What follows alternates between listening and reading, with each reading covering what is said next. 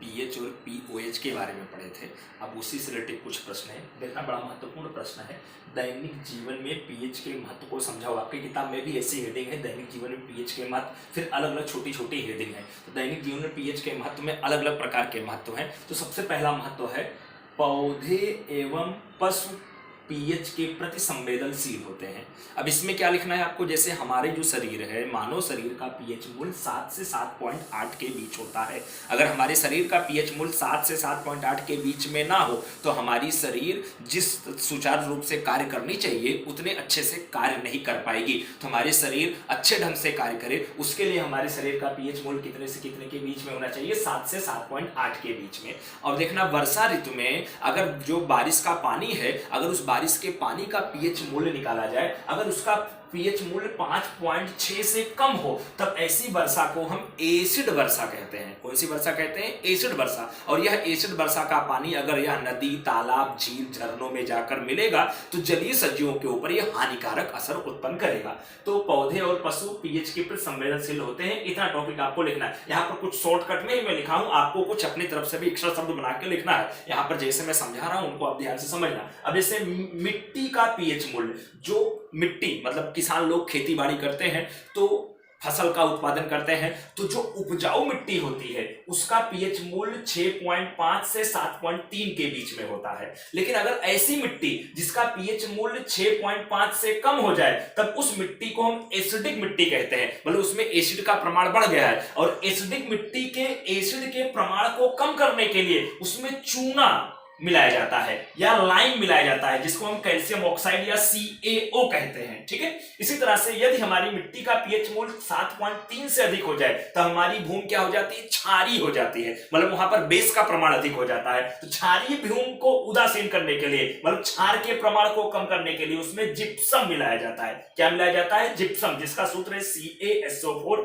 × 2H2O। Gypsum की बनाने की विधि भी इसी पाठ में हम लोग पढ़ेंगे। अब उसके अलावा हमारे पाचन तंत्र में भी पीएच मूल्य देखना। जब हम भोजन करते हैं तो हमारे भोजन का पाचन होता है हमारे शरीर के अलग अलग भागों में। तो मनुष्य में पाचन की प्रक्रिया एक चैप्टर में उसमें पूरा मैं आपको पढ़ाऊंगा। हमारे शरीर का एक अंग है आमाशय, और आमाशय के अंदर से मंद HCl उत्पन्न होता है और उस मंद HCl का जो पीएच मूल्य है 1 से 3 के बीच होता है। और इस मंद HCl का सबसे मुख्य कार्य हमारे शरीर में प्रोटीन का पाचन करना होता है। देखना, जब कभी कभार हम अंडे, मांस, मछली, अधिक प्रोटीन युक्त भोजन को हम अधिक प्रमाण में खाते हैं तो कभी कभी हमको एसिडिटी हो जाती है। एसिडिटी का मतलब क्या होता है? हमारे आमाशय में अधिक मात्रा में मंद HCl निकला हुआ है।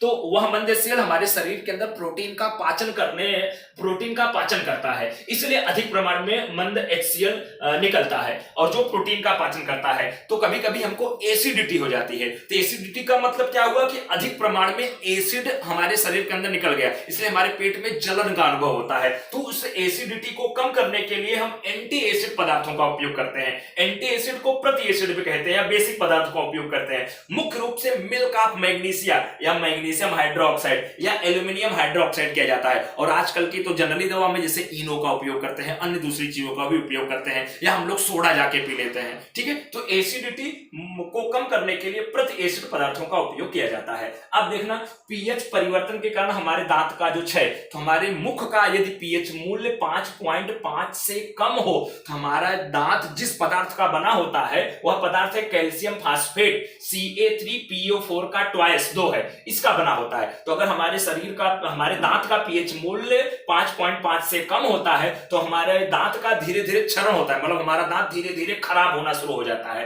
तो इसको कम करने के लिए हम बेसिक दंत मंजनों का उपयोग करते हैं। इसलिए सुबह में जब हम लोग उठते हैं सबसे पहले ब्रश करते हैं, जिससे हमारे दांत का पीएच मूल्य जो 5.5 से कम हुआ है वो 5.5 से अधिक हो जाए और हमारे दांत का क्षय ना हो। इसीलिए हम सुबह में उठकर दंत मंजन का उपयोग करते हैं। उसके अलावा पशुओं और पौधों के द्वारा कुछ रसायन आत्मरक्षा के लिए रसायन उत्पन्न किए जाते हैं। जैसे मधुमक्खी की डंक में विष एसिड पाया जाता है और उस विष एसिड को मेथनोइक एसिड कहते हैं। और जब मधुमक्खी हमको काटती है, डंक मारती है, तो वहां जलन होता है, वहां पर क्या होता है? जलन होता है और दुखता है। तो उसके जलन को दूर करने के लिए मुख्य रूप से anti acid acid baking soda नामक पदार्थों का उपयोग किया जाता है। इसके अलावा नेटल के डंक में भी मेथनोइक एसिड पाया जाता है, और जहां पर नेटल का मतलब आप बिच्छू आप कह सकते हैं, ठीक है ना। तो बिच्छू के डंक मारने पर, डंक वाली जगह पर अगर हम डाक के पौधे की पत्ती को रगड़ कर लगाएं, एक विशेष प्रकार की औषधि है, तो उसके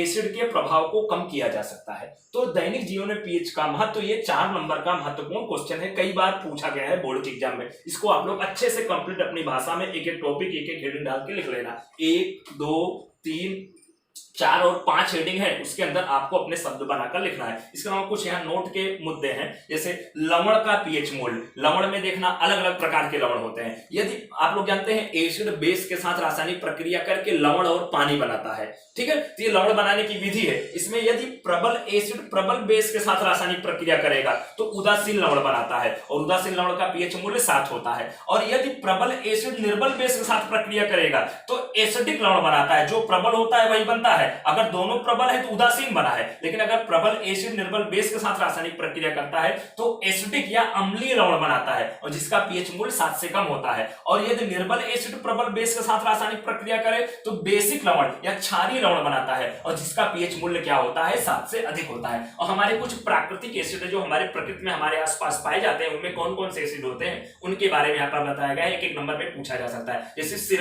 सिरका जो गन्ने के रस से बनता है, उसके अंदर एसिटिक एसिड पाया जाता है। संतरा आप लोग जानते हैं, उसके अंदर सिट्रिक एसिड पाया जाता है। इमली खाने में खट्टी होती है, उसके अंदर टार्टरिक एसिड पाया जाता है। टमाटर भी खाने में खट्टा होता है, उसके अंदर ऑक्सैलिक एसिड पाया जाता है। दही खाने में खट्टा होता है, उसके अंदर लैक्टिक एसिड पाया जाता है। और नींबू भी खाने में खट्टा होता है, उसके अंदर सिट्रिक एसिड पाया जाता है। उसके अलावा चींटी, नेटल, मधुमक्खी, इन सभी के डंकों में कौन सा एसिड पाया जाता है, यहां भी आपको बताया मेथनोइक एसिड पाया जाता है। ये सब कुछ प्राकृतिक एसिड थे। ओके।